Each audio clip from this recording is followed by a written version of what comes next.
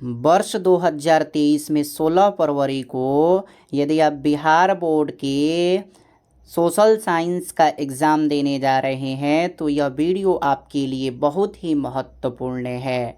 आप सभी का हार्दिक स्वागत है आज की इस कक्षा में। आज हम लोग पढ़ने वाले हैं आर्ट्स के जितने भी महत्वपूर्ण ऑब्जेक्टिव हैं, सभी महत्वपूर्ण ऑब्जेक्टिव को। तो आज धुआंधार दमदार ऑब्जेक्टिव सीरीज आपके लिए होने वाला है, क्योंकि इसके बाद आपके एक भी ऑब्जेक्टिव प्रश्न नहीं छूटने वाले हैं। आप निश्चित 40 में 40 ऑब्जेक्टिव प्रश्नों को लगाने वाले हैं। तो आइए, यदि आप हमारे YouTube चैनल पर नए हैं तो हमारे YouTube चैनल को सब्सक्राइब अवश्य करें। आइए, सबसे पहले हम लोग शुरू करते हैं हिस्ट्री के ऑब्जेक्टिव क्वेश्चनों को। हिस्ट्री के ऑब्जेक्टिव क्वेश्चन, हिस्ट्री का सबसे पहला पार्ट होता है जिसका नाम है यूरोप में राष्ट्रवाद। इसी को सबसे पहले, इसी के महत्वपूर्ण ऑब्जेक्टिव को जानेंगे, चैप्टर वाइज जानेंगे। सबसे पहला क्वेश्चन है फ्रांस के किस शासक वंश की पुनर्स्थापना वियना कांग्रेस के द्वारा की गई? तो हो जाएगा बूरो वंश। अगला क्वेश्चन है यूरोप वासियों के लिए किस देश का साहित्य एवं ज्ञान विज्ञान प्रेरणा स्रोत रहा? तो यूनान सबसे संपन्न देश है साहित्य एवं ज्ञान विज्ञान के लिए। अगला प्रश्न है यूनान को एक स्वतंत्र राष्ट्र घोषित किया गया, तो कब घोषित किया गया? ध्यान दीजिए, 1832 में घोषित किया गया था। एड्रियानोपुल की संधि और कुस्तुंतुनिया की संधि के बाद 1832 में स्वतंत्र किया गया। अगला प्रश्न है कार्बोनारी संगठन की स्थापना किस वर्ष हुई? 1820 ईस्वी में मेजनी के द्वारा की गई थी। अगला प्रश्न है एड्रियानोपुल की संधि कब हुई? तो एड्रियानोपुल की संधि 1829 में तुर्की और रूस के बीच में हुई थी। तुर्की और रूस के बीच में हुई थी। बाद में उसी के बाद यूनान को स्वतंत्र राष्ट्र घोषणा करने की कार्य हुई थी।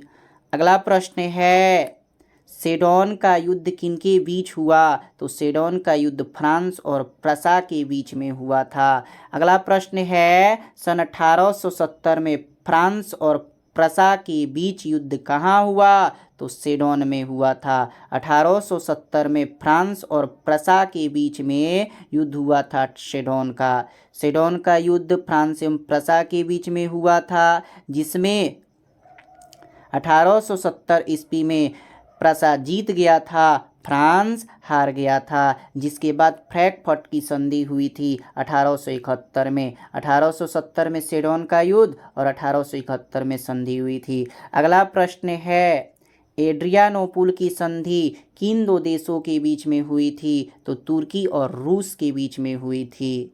अगला प्रश्न है 1829 में एड्रियानोपुल की संधि किस देशों के साथ हुई? तो एड्रियानोपुल की संधि याद कर रखिएगा तुर्की एवं रूस के बीच में हुई थी, यूनान के लिए हुई थी। किस देश के साथ हुई तो पूछ दिया जाए तो यूनान। अगला क्वेश्चन है किसने कहा था जब फ्रांस छींकता है तो बाकी यूरोप को सर्दी जुकाम हो जाता है? तो मेटरनिख ने कहा था जब फ्रांस छींकता है तो बाकी यूरोप को सर्दी जुकाम हो जाता है। प्यारे मित्रों, अगला प्रश्न है नेपोलियन संहिता किस वर्ष लागू हुआ था? तो याद रखेंगे नेपोलियन संहिता 1804 में लागू हुआ था। नेपोलियन युग 1804 से 1815 तक चला था। 1804 से 1815 तक चला था। अगला प्रश्न है लाल कुर्ती की टुकड़ी का गठन किसने किया? तो गैरीबाल्डी ने किया था। यंग इटली के संस्थापक कौन थे? तो मेजनी थे। मेजनी यंग इटली के संस्थापक थे। अगला प्रश्न है 1830 में यंग इटली की स्थापना, 31 में यंग इटली की स्थापना हुई थी। अगला प्रश्न है यूरोप का मरीच किसे कहा जाता है? तो तुर्की को यूरोप का मरीच कहा जाता है। अगला प्रश्न है सार्डिनिया पीडामाउंट किसका शासक था? तो सार्डिनिया पीडामाउंट का शासक कौन था? तो चार्ल्स ऑल्बर्ट था। चार्ल्स अल्बर्ट पीडामाउंट सार्डिनिया का शासक था। पूछा जाए काबूर यानी कि काउंट काबूर की मृत्यु कब हुई, तो 1862 में हुई थी। मोस्ट इम्पोर्टेंट ऑब्जेक्टिव है। अगला प्रश्न है सेडेवा का युद्ध में किसकी पराजय हुई थी, तो सेडेवा का युद्ध 1866 में हुई थी। प्रसा और ऑस्ट्रिया के बीच में ऑस्ट्रिया की हार हुई थी। याद रखेंगे सेडेवा के युद्ध में ऑस्ट्रिया की हार हुई थी। सेडेवा का युद्ध जो है ऑस्ट्रिया और प्रसा के बीच में हुई थी। ऑस्ट्रिया और प्रसा के बीच में प्रसा का विजय हुआ था 1866 ईस्वी में। ऑस्ट्रिया हार गई थी। अगला प्रश्न है किस युद्ध के बाद जर्मनी का एकीकरण हुआ, तो सेडोन के युद्ध 1870 के बाद जर्मनी का एकीकरण हो गया। हंगरी की भाषा क्या थी, तो मैंगेयार थी। अगला प्रश्न है इटली एवं जर्मनी वर्तमान में किस महादेश के अंतर्गत आते हैं, तो वर्तमान में यूरोप के अंतर्गत आते हैं। अगला प्रश्न है मेजनी का संबंध किस संगठन से था, तो कार्बोनारी से था। मेजनी का संबंध कार्बोनारी से था। अगला प्रश्न है काउंट काबूर को विक्टर इमैनुएल ने किस पद पर नियुक्त किया, तो प्रधानमंत्री के पद पर नियुक्त किया। अगला प्रश्न है इटली एवं जर्मनी के एकीकरण के विरुद्ध निम्न में कौन था, तो इटली और जर्मनी के एकीकरण के विरुद्ध ऑस्ट्रिया हुआ करता था।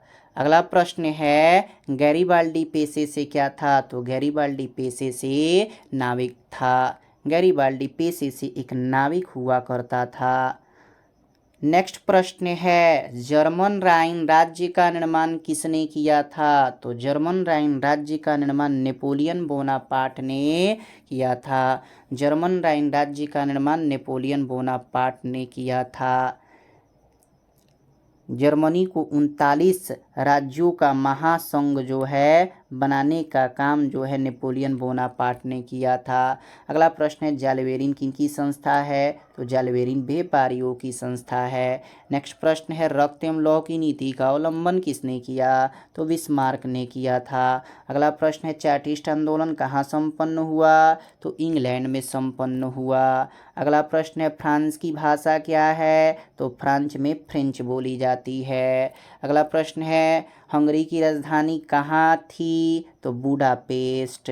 पूछा जाए सेडेवा के युद्ध किसके बीच हुआ था, तो ऑस्ट्रिया और प्रसा के बीच में हुआ था, जिसमें ऑस्ट्रिया की हार हुई थी। जीत हमेशा प्रसा की, चाहे सेडेवा का युद्ध हो चाहे सेडोन का युद्ध हो। सेडेवा का युद्ध 1866 में और सेडोन का युद्ध 1870 में हुआ था। सेडेवा का युद्ध 1866 में हुआ था, याद रखेंगे।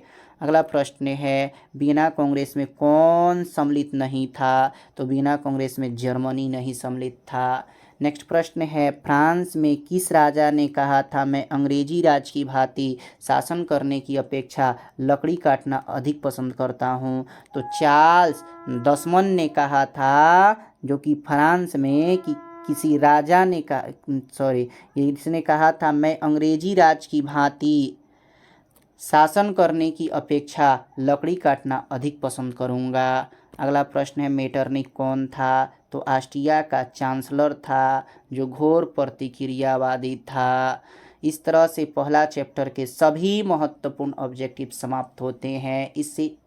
इससे पूछे जाने वाले सभी महत्वपूर्ण ऑब्जेक्टिव जिससे आपका एक भी प्रश्न बोर्ड एग्ज़ाम में नहीं छूटेगा, इतना पढ़ने के बाद आप जो है 16 फरवरी को एग्ज़ाम देने जाने से पहले भी यह वीडियो एक बार अवश्य रिपीट करें, जिससे एग्ज़ाम में आपका एक भी प्रश्न न छूटे। आइए पुनः दूसरा चैप्टर जिसका नाम है समाजवाद एवं साम्यवाद, इसके सभी महत्वपूर्ण ऑब्जेक्टिव प्रश्नों को हम लोग पढ़ते हैं। इसका पहला प्रश्न है यूरोपियन समाजवादी कौन नहीं था, तो यूरोपियन समाजवादी या यूटोपियन समाजवादी कार्ल मार्क्स नहीं था। पूछा जाए यूटोपियन समाजवादी में सेंट साइमन आता है, लुई बला आता है, चार्ल्स फोरियर आता है, लेकिन कार्ल मार्क्स यूटोपियन समाजवादी नहीं था। अगला प्रश्न है ब्रेस्ट लियोस की संधि किन देशों के बीच में हुई थी, तो ब्रेस्ट लियोस की संधि जो है रूस और जर्मनी के बीच में हुई थी, जिसके बाद जो है जर्मनी प्रथम विश्व युद्ध से निकल गया था। ब्रेस्ट लियोस की संधि रूस और जर्मनी के बीच में हुई थी। अगला प्रश्न है, दास कैपिटल की रचना है, किसकी रचना है? तो कार्ल मार्क्स की रचना है, जो 1867 में लिखी गई। Das Kapital Karl Marx. फिर पूछा जाए मजदूर दिवस कब मनाया जाता है? तो 1 मई को मनाया जाता है। अगला प्रश्न है, समाजवाद शब्द का प्रयोग पहली बार किस वर्ष हुआ? तो 1827 में हुआ। अगला प्रश्न है, बोल्शेविक क्रांति का नेतृत्व किसने किया? तो लेनिन ने किया था 1917 में। अगला प्रश्न है, कार्ल मार्क्स का जन्म कब हुआ? तो 1818 में कार्ल मार्क्स का जन्म हुआ था। अगला प्रश्न है, चार्टिस्ट आंदोलन कहाँ हुआ था? ब्रिटेन में हुआ था। पूछा जाए अप्रैल थीसिस किसने तैयार की? लेनिन ने तैयार की थी। चेका क्या है? तो गुप्त पुलिस दस्ता है। पुलिस दस्ता या गुप्त पुलिस दस्ता याद रखिएगा। अगला प्रश्न 1917 में पहली रूसी क्रांति को किस नाम से जाना जाता है? तो पहली रूसी क्रांति फरवरी की क्रांति के नाम से जानी जाती है। अगला प्रश्न 1917 की रूसी क्रांति के समय में जार का शासन कौन कर रहा था? किस जार का शासन था? तो 1917 में जार निकोलस द्वितीय का शासन था। 1917 में जार निकोलस द्वितीय का शासन था। अगला प्रश्न है, साम्यवादी घोषणा पत्र के लेखक कौन? Karl Marx. साम्यवादी घोषणा पत्र के लेखक कार्ल मार्क्स। नेक्स्ट प्रश्न है, रूस में जार का अर्थ क्या होता है? तो रूस का सम्राट होता है। अगला प्रश्न है, कार्ल मार्क्स का जन्म कहाँ हुआ? तो जर्मनी के राइन प्रांत के टियर नगर में, अर्थात जर्मनी में हुआ था। नेक्स्ट प्रश्न है, साम्यवादी शासन का पहला प्रयोग कहाँ हुआ? याद रखेंगे, रूस में हुआ था। साम्यवादी शासन का पहला प्रयोग रूस में 1917 ईस्वी में किया गया था। साम्यवादी शासन 1917 में पहली बार प्रयोग रूस में हुआ था। रूस एक साम्यवादी देश है। पूछा जाए वार एंड पीस किसकी रचना है? तो टॉलस्टॉय की रचना है। अगला प्रश्न है, बोल्शेविक क्रांति कब हुआ? तो नवंबर 1917 में, जिसे रूसी क्रांति भी कहा जाता है। अगला प्रश्न है, लाल सेना का गठन किसने किया? तो लाल सेना का गठन स्टालिन ने किया था। लाल कुर्ती पूछ दे तो गैरीबाल्डी, और लाल सेना पूछे तो स्टालिन। अगला प्रश्न है, लेनिन की मृत्यु कब हुई? तो लेनिन की मृत्यु 1924 में हुई थी। लेनिन की मृत्यु 1924 में हुई थी। अगला प्रश्न है, रूस में कृषक दास प्रथा का अंत कब हुआ? बहुत इंपॉर्टेंट क्वेश्चन है। रूस में कृषक दास प्रथा का अंत 1861 में हुआ था। 1861 याद रखेंगे, 1861 1861 में रूस में कृषक दास प्रथा का अंत हुआ था। अगला प्रश्न है, नई आर्थिक नीति कब लागू हुई? तो 1921 में नई आर्थिक नीति लेनिन के द्वारा लागू की गई, जिसकी मृत्यु 1924 में हो गई। लेनिन ने 1921 में नई आर्थिक नीति लागू की और 1924 में उसकी दुर्भाग्यवश मृत्यु हो गई। अगला प्रश्न है, रॉबर्ट ओवेन कहाँ का निवासी था? तो ब्रिटेन का निवासी था। अगला प्रश्न है, वैज्ञानिक समाजवाद का जनक किसे माना जाता है? तो कार्ल मार्क्स को वैज्ञानिक समाजवाद का जनक माना जाता है। ये एक यूटोपियन समाजवादी नहीं था। पूछ दिया जाए, अंतर्राष्ट्रीय महिला दिवस कब मनाया जाता है? तो 8 मार्च को अंतर्राष्ट्रीय महिला दिवस के रूप में मनाया जाता है। अगला हिस्ट्री का तीसरा चैप्टर है, जिसका नाम है हिंद चीन में राष्ट्रवादी आंदोलन। हिंद चीन में राष्ट्रवादी आंदोलन। इस चैप्टर के जितने भी महत्वपूर्ण ऑब्जेक्टिव प्रश्न हैं, उन ऑब्जेक्टिव प्रश्नों को हम लोग कवर करते हैं। यदि आप हमारे चैनल पर नए हैं तो चैनल को सब्सक्राइब करना न भूलें और लाइक और शेयर भी करें। अगला प्रश्न है तीसरा चैप्टर का, वियतनाम में टोकिन फ्री स्कूल की स्थापना कब हुई? तो 1907 में हुई थी। पूछा the history of the loss of Vietnam किसने लिखा? तो फान बोई चाऊ। अगला प्रश्न है वियतनाम में अनामी दल की स्थापना किसने की? तो अनामी दल जोंगुएन आई कोवोक ने स्थापना की थी, जोंगुएन आई कोवोक ने। अगला प्रश्न है होवा होवा आंदोलन के प्रणेता कौन थे? तो हुइन फू सो थे। नेक्स्ट प्रश्न है हो ची मिन्ह का शाब्दिक अर्थ क्या है? तो पथ प्रदर्शक। अगला प्रश्न है अंकोरवाट का मंदिर का निर्माण किसने करवाया? सूर्य वर्मा द्वितीय ने 12वीं शताब्दी में करवाया था। सूर्य वर्मा द्वितीय ने 12वीं शताब्दी में अंकोरवाट के मंदिर का निर्माण करवाया था, जो विष्णु का मंदिर है। अगला प्रश्न है अंकोरवाट का मंदिर मार्च 1946 में अंकोरवाट का मंदिर पूछ दिया जाए कहाँ है? तो याद रखेंगे कंबोडिया। कहाँ है? तो कंबोडिया में है। अंकोरवाट का मंदिर कंबोडिया में हुआ करता है। कंबोडिया। सूर्य वर्मा द्वितीय ने इसका निर्माण करवाया था। अगला प्रश्न है मार्च 1946 में फ्रांस एवं वियतनाम के बीच में होने वाला समझौता किस नाम से जाना जाता है? तो मार्च 1946 में वियतनाम के बीच में फ्रांस और वियतनाम के बीच में होने वाला समझौता हनोई समझौता, जो कि 1946 में हुआ था। हनोई समझौता 1946 में। अगला प्रश्न है किस प्रसिद्ध दार्शनिक ने अदालत लगाकर अमेरिका को वियतनामी युद्ध में दोषी करार दिया?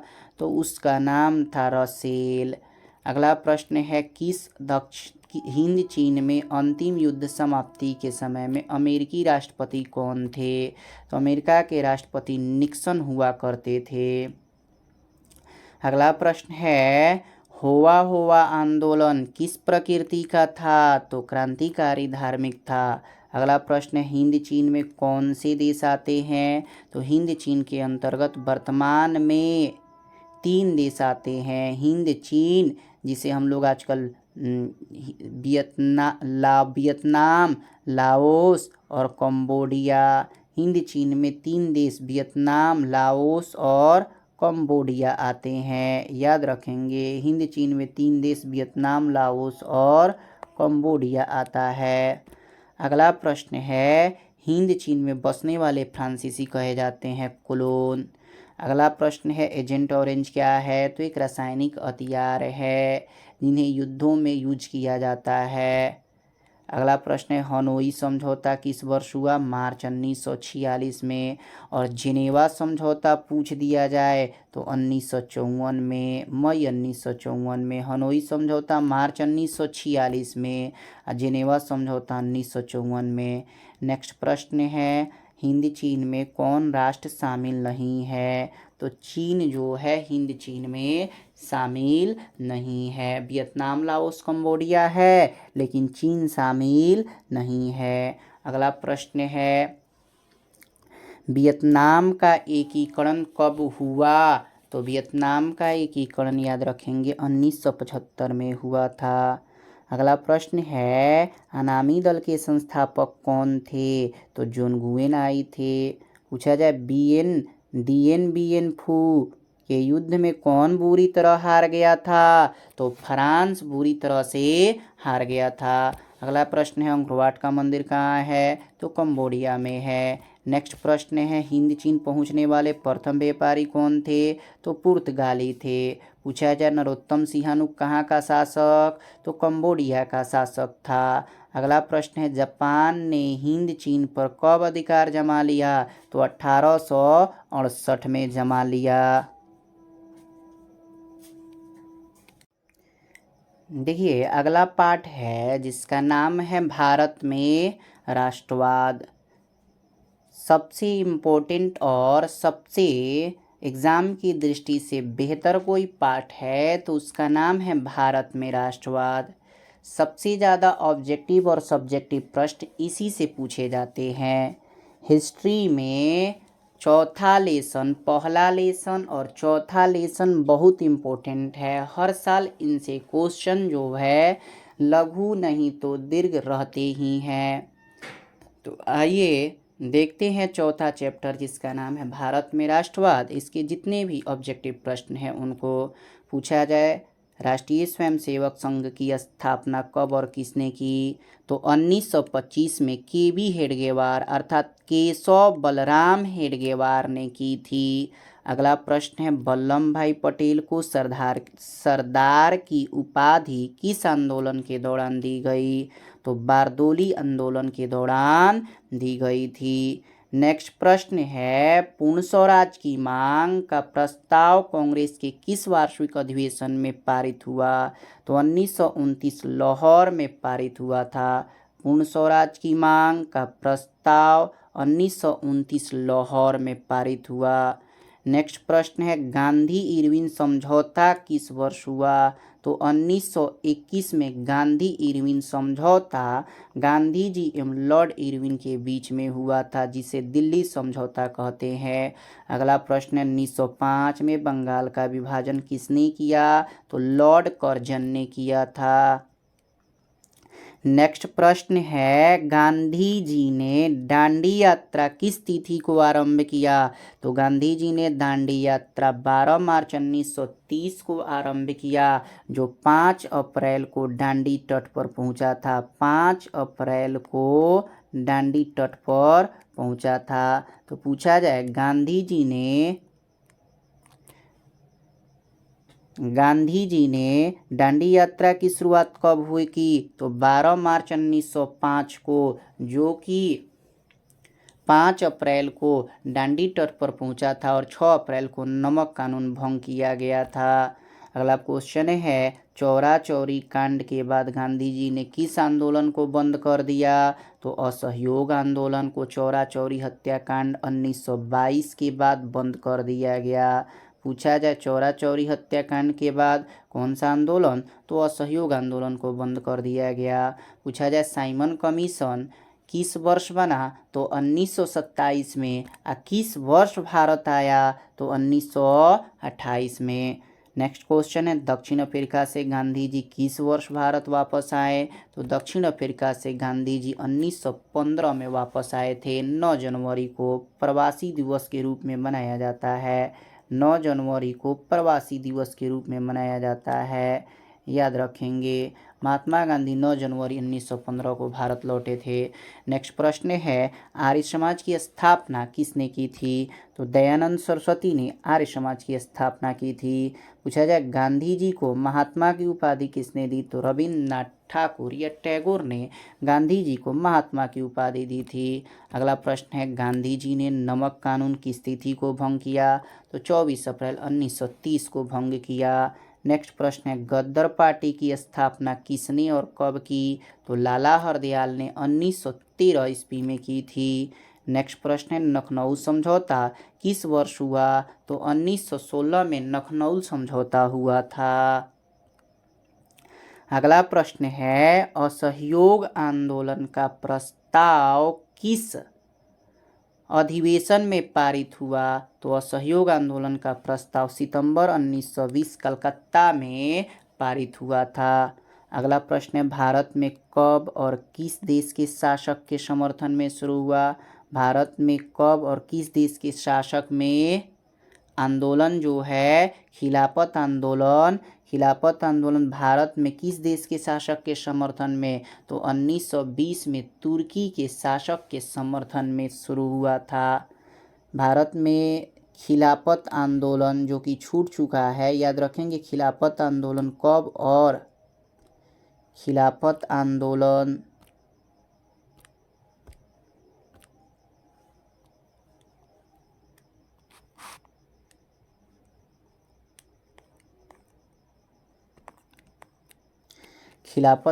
कब और किस देश के समर्थन में? तो 1920 तुर्की के समर्थन में। पूछा जाए, जालियांवाला बाग हत्याकांड कब हुआ? तो 13 अप्रैल 1919 को हुआ था। रंपा विद्रोह 1916 को हुआ था। पूछा जाए, भारत में खिलाफत आंदोलन कब और किस देश के शासक के समर्थन में? तो तुर्की 1920। अगला प्रश्न है, सविनय अवज्ञा आंदोलन कब और किस यात्रा से शुरू हुआ? तो दांडी यात्रा 1930 से सविनय अवज्ञा आंदोलन की शुरुआत हुई थी। 12 मार्च को दांडी यात्रा शुरू हुई थी और 5 अप्रैल को दांडी तट पर पहुंची थी और 6 अप्रैल 1930 को सविनय अवज्ञा आंदोलन की शुरुआत हुई थी। अगला प्रश्न है प्रथम विश्व युद्ध कब शुरू हुआ? तो 1914 में शुरू हुआ, 1918 में समाप्त हो गया। अगला प्रश्न है हिंद स्वराज पुस्तक किसने लिखी थी? तो मोहनदास करमचंद गांधी ने हिंद स्वराज नामक पुस्तक लिखी थी। अगला प्रश्न है स्वराज दल के अध्यक्ष कौन थे? या स्वराज पार्टी के अध्यक्ष पूछ दिया जाए तो मोतीलाल नेहरू स्वराज पार्टी के अध्यक्ष हुआ करते थे। अगला प्रश्न है किस तिथि को पूर्ण स्वतंत्रता दिवस घोषित किया गया? तो 1 मार्च 1932 को पूर्ण स्वतंत्रता दिवस घोषित किया गया। पूछा जाए वेदों की ओर लौटो का नारा स्वामी दयानंद सरस्वती ने दिया था। पूछा जाए 3 कठिया प्रणाली कहाँ लागू हुआ था? तो किस पर लागू हुआ? तो किसानों पर। पूछा जाए जालियांवाला बाग हत्याकांड के उपरांत किसका गठन किया गया था? तो जालियांवाला बाग हत्याकांड के खिलाफ हंटर समिति का गठन हुआ था। पूछा जाए भारतीय कम्युनिस्ट पार्टी की स्थापना कब हुई? किसने की? तो एम.एन. राय ने की थी। नेक्स्ट प्रश्न है चंपारण विद्रोह कब हुआ? तो याद रखेंगे चंपारण विद्रोह 1917 में हुआ था। अगला प्रश्न है भारतीय राष्ट्रीय कांग्रेस की स्थापना कब हुई? तो 1885 में हुई थी। अगला प्रश्न है भारतीय राष्ट्रीय कांग्रेस के प्रथम अध्यक्ष कौन थे? तो डब्ल्यू.सी. बनर्जी थे। अगला प्रश्न है भारतीय राष्ट्रीय कांग्रेस की स्थापना किसने की? तो ए.ओ. ह्यूम ने भारतीय राष्ट्रीय कांग्रेस की स्थापना की थी।